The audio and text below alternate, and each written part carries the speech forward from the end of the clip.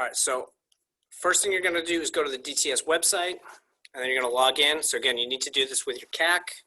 I'm on my personal computer, and I'm not on the government network. I'm on the FlyKit hotspot. All right, and you accept, forward.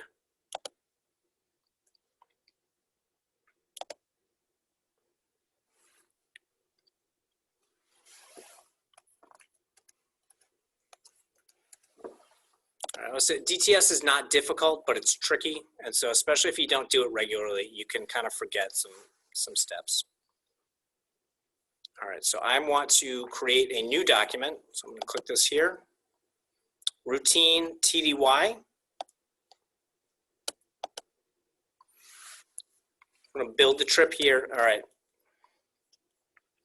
Confirm my details. Yes, that is all up to date. Arriving. Oh man, arriving. What day am I arriving for TFRX? Everybody should know this. January 21st, of course.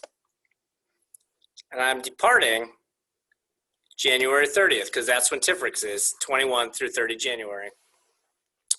TDY location, we're going to do Fort Bliss. This is one of the more annoying things about DTS. Sometimes they want you to write FT, and sometimes they want you to write Fort. All right, but in the case of Fort Bliss, which is where we're going 21 through 30 January, Fort Bliss, it's FT, Bliss, Texas. Traveling by air, time of day, I'm going to say morning for now. Rental car, I'm not going to rental car.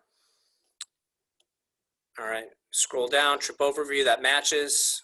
21 January, returning on 30 January, 21 through 30 January is TFRX. Leaving from my residence, this is where are you starting your trip? For most people, this is going to be you're leaving from home, right? So that's going to be my residence. If you are going TDY from somewhere else, then you might have and this is your second stop, then you might have a different answer there. But for just about everybody, you're going to be leaving from your residence and returning to your residence. Trip duration multi-day, returning by air, time of day, I put morning for now. Type of trip, which is what we filled out above there, routine TDY purpose. This is another kind of weird DTS quirk. I'm going to put conference. And then it's going to ask me what the conference is, and I'm going to say not attending a conference. I don't know why it works that way, but it doesn't really matter. That's just what you want to do. You're going to verify that your information is correct here. That's my name. All right, male, female, date of birth. And then your known traveler number, that's going to be your DOD ID from the back of your CAC, right? That's your DOD ID. That's also going to get you TSA pre-check on the plane. I will save this information and continue to booking.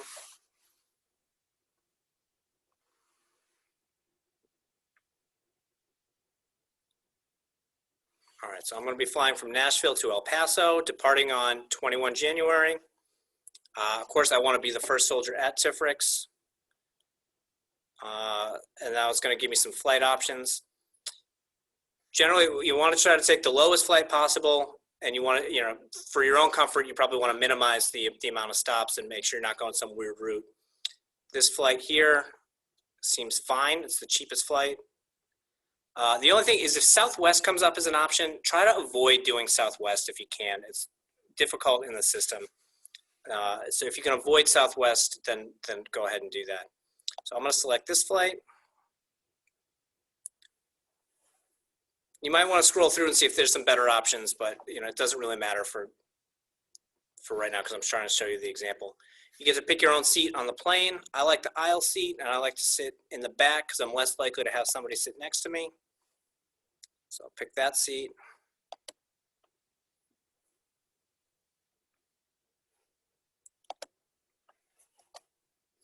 All right, that is to my connector, which is I'm gonna go through Charlotte this way. It's kind of a weird route, but it'll get me there.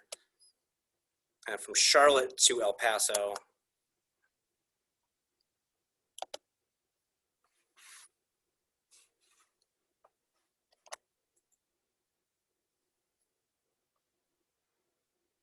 Oh, Charlotte to Dallas Fort Worth. They got two connections on this one.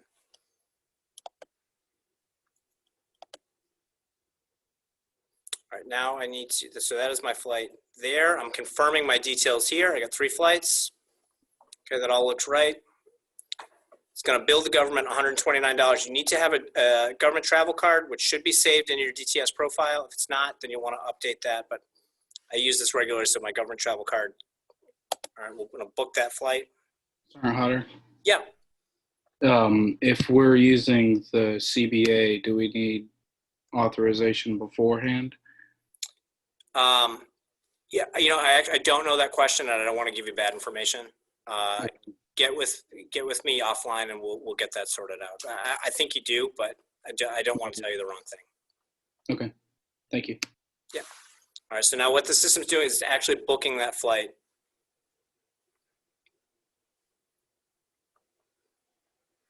Hopefully.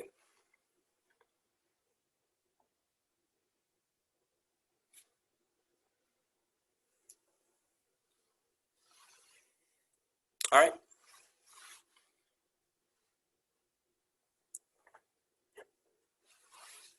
So now this is the return flight coming from El Paso on the 30th, because TFRX is 21 through 30. I'm going to change this. I don't want to leave in the morning. I want to leave in the evening. I want to be the last one to leave because I can't get enough of TFRX. So I'm going to change that time of day. All right, 4:25. That seems pretty good. That's only going to have 1 layover. So I'll select that flight.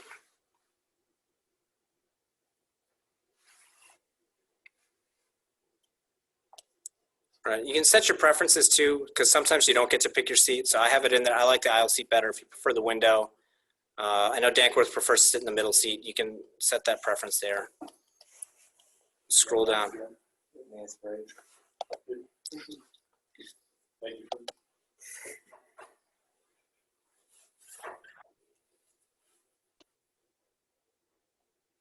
All right, so this is my connection flight. So I'm going to fly to Dallas and then Dallas to Nashville. Sergeant, is there a time that we need to make sure the flight is after on the 30th? Not that I'm tracking. As far as it worked, the way it worked last year, or ordinarily works, is that last day is just for travel. So, you know, if you're in a rush to get out of there, you may want to be on that first flight out. But it also is going to probably mean, well, you guys had to get up at like 2 or 3 in the morning, right, to get out on that first flight leaving from Fort Riley. So. Also, I meant to mention it before. Now, when you are confirming your flights, it's got this spot here for your frequent flyer number. You can enter your personal frequent flyer number and collect the miles for that, right? Colonel Krill, you're the ethics expert. There's no issue with that, right? It's perfectly okay to accept those frequent flyer miles? Correct. Thank you. All right, so mine is preloaded in because I do this fairly often. All right, so same process as before, it's just this is the return flight. So now I'm gonna book my flight.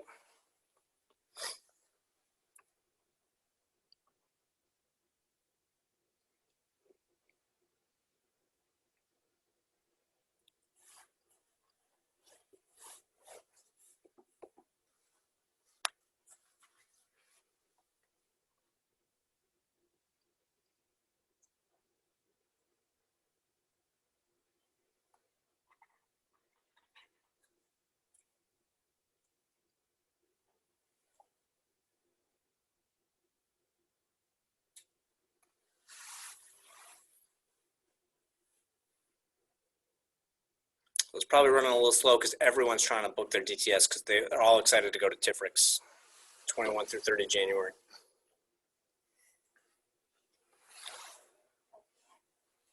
All right, now this is where we select lodging. DTS is going to assume that we're staying in a hotel. So this is where you are going to have to do something and you can't just kind of click through.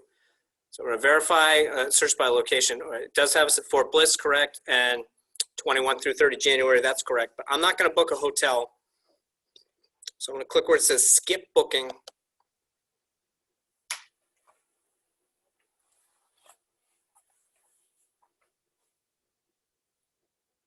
All right, review my reservations. Okay, I have my flight there. I have no lodging. That's good. My flights. Summary of costs. So far, we've billed the government $259.70. Great. Continue expenses. This is where a lot of people make their mistakes in doing their DTS. Okay.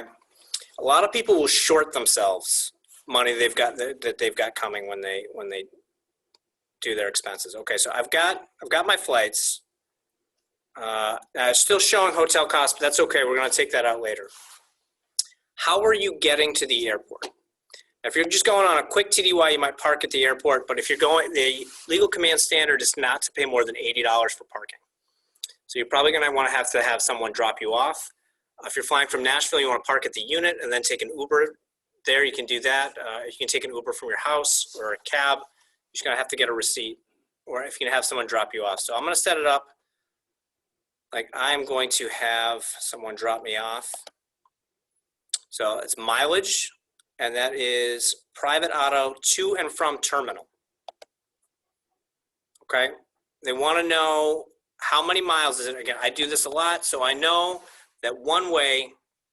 I know what the distance is. It is 18 miles to my house, but I'm having someone drop me off, so it's not one-way miles. It's two-way miles. You get the mileage there, and then the mileage they have to drive home. Okay, so if it was one way, it would be 18, but it's not. It's two-way, so it's 36 miles round trip.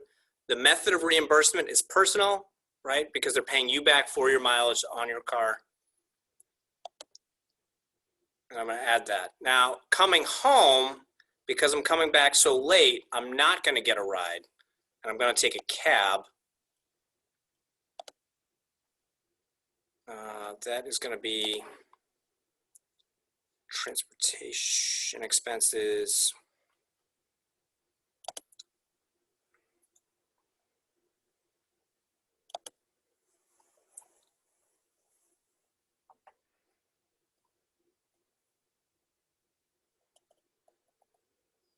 Taxi to and from terminal. Now, whether that's an old-fashioned cab or an Uber or a Lyft, that's fine. But when I come back, I'm going to have to attach a receipt to that once I have it. I'm going to change that to the 30th, because TFRX is 21 through 30 January. Expense amount. Now, I'm guessing, because I don't know how much that's actually going to cost, right? Guess high, because it's much easier to tell legal command I spent less than I said I was going to than to say I spent more than I said I was going to. So I'm going to guess heavy and say this is a $250. Don't exaggerate that much, but that's what it is. Method of reimbursement, you can book it on your GTC, or you can change that to personal, just however you're going to pay for it. All right, so I'm going to add that expense. If you park at the airport, add that, but make sure, most people, if they make a mistake on their DTS, it's forgetting to include how they're getting to and from the airport. So you want to go ahead and make sure you add that, because it's your money that you're entitled to. If you are parking at the airport, I'll give you that example as well.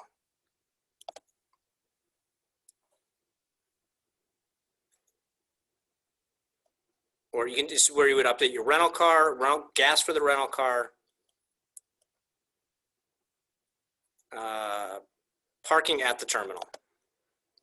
So I know I'm going to make that, it's my $80. Expense date is going to be on the 30th when I return, because I'm not going to prepay for parking. All right, you're going to, again, you'll need your receipt when you do that. If you park it like the parking spot and you can get it on your phone, you can take a screen grab and attach that.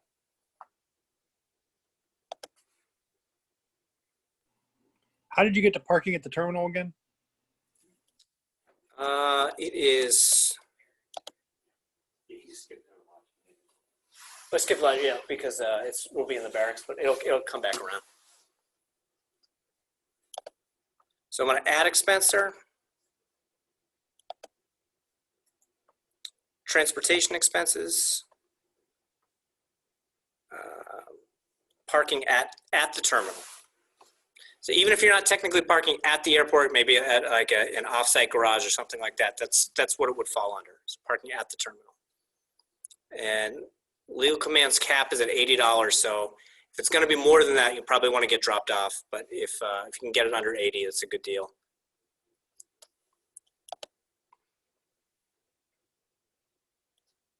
And if you get rewards for parking at that place where you park, then that's fine. It's a little bonus for you that you get to have. I need to move this. Okay, per diem. This we're going to have to make some adjustments to. Right now, it says here it separates first day and last day, and then all the days in the middle. Okay, because they're assuming that it's going to be the same in the middle. Your meal and entitlements. That is going to be less on your travel day because they assume you're eating some of your meals at home. You might say that it's more expensive to eat at the airport, and that's the day when you spend the most on food, but that's just the way it is. So that's going to stay the same, but it still has me paying $90 for lodging. I'm not going to spend $90 on barracks lodging. So I'm going to click the three dots, and I'm going to edit. And I'm just going to change this to 0.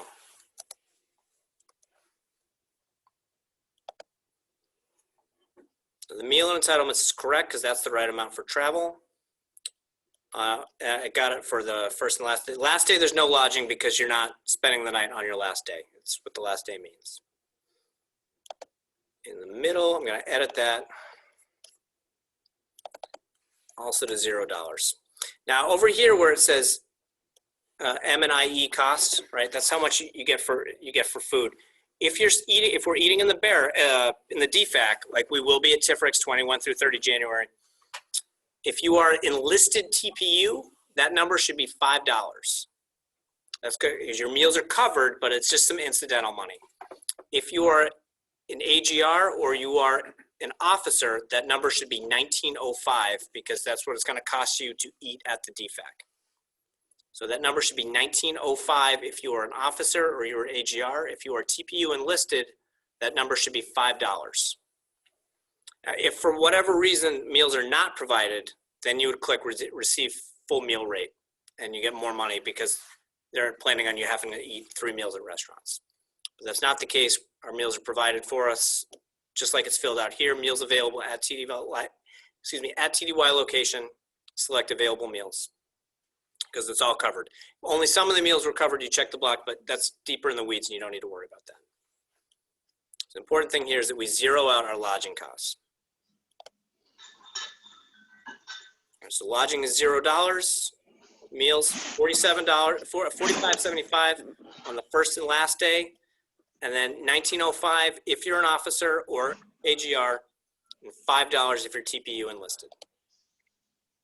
Now it's just a summary there of what it's going to be. That looks good.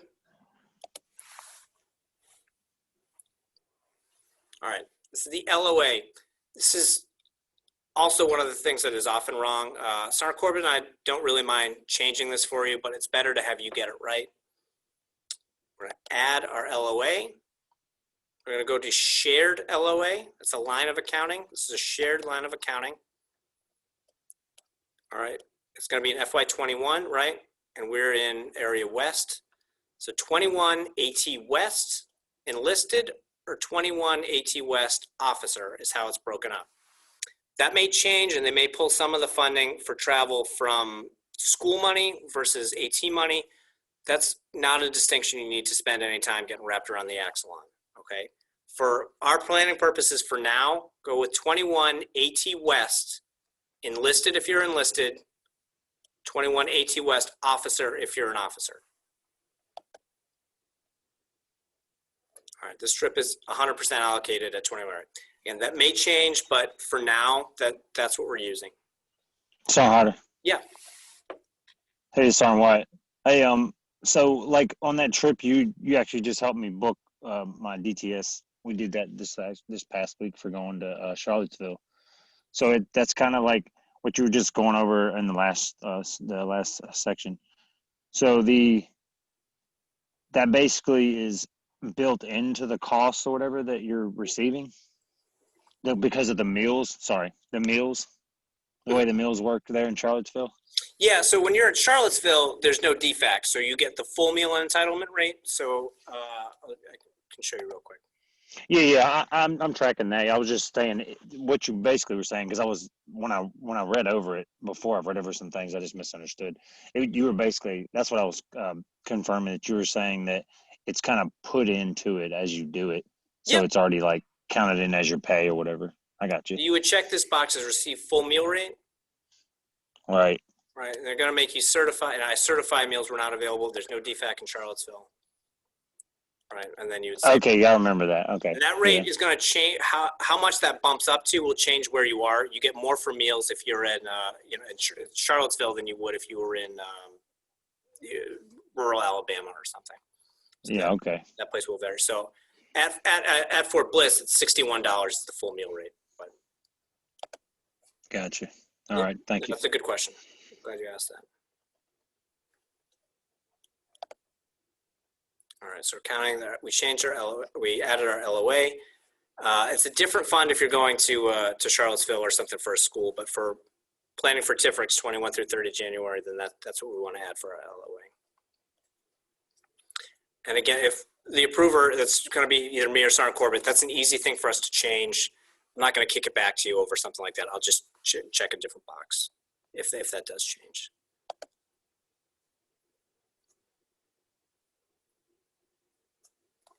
Okay, so it's a review. This is the same question it asked me at the beginning. Make sure my address is right. It's my duty station, my junk civilian email, my government travel card's up to date, and my personal account that they're going to send any money that they're going to give me, where that's going to go.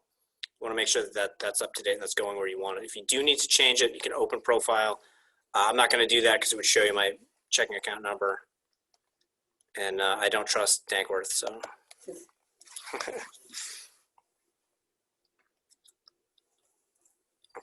we're reviewing our details. Trip location, starting in Hendersonville, that's where my house is. TY location is Fort Bliss. Dates are 21 through 30 January. I think that's right. I'm gonna re-go over all my flight information. This is all review, right? All right, it's got our expenses. It tells us how much it all was. All those costs that we put in there before. Notice here, it's going to tell us that we're going to need a receipt for our taxi and for our parking. But you're not going to need that until the end. And filing a voucher will be a separate class. Total meal entitlement, that's all right. Everything's good because we, of course, did this right the first time. All right, so that's the total estimated cost for me to travel to TFRX, $854.30. What we're doing with that is we're telling legal command, hey, I'm going to spend this much money, so set it aside so that there's money for me to do this. When you file your voucher, you say this is what it actually costs, pay me my money. But this is just saying set this money aside. Now you're going to get the same audits. It flags a couple things that look funny. It says, hey, you didn't spend any money on lodging. How are you planning on sleeping? So I'm going to add a reason code. I'm going to go down to L5. It's military lodging because we're going to be in the barracks. All right. It's going to ask you to add justification. That is a note that you're writing to me or Sergeant Corbett to say, explain what you're doing.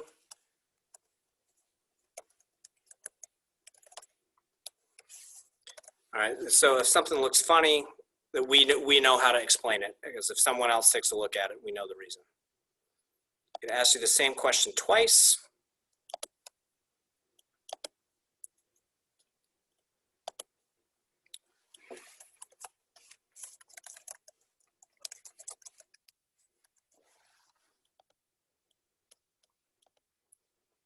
To explain it. There may be other flags that come up. Sometimes it says you missed something, and it will give you a chance to push a button to go back to where it was that the mistake is and take a look at it. But this is a pretty straightforward one. There's not a whole lot of moving pieces with it. Okay. So now it is created. We're at the last step. You're going to check that I agree to sign this document.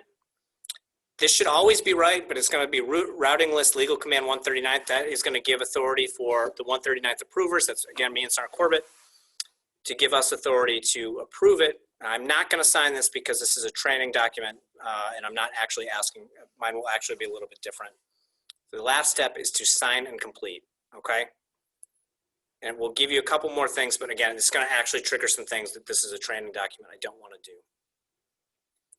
And that will submit your DTS.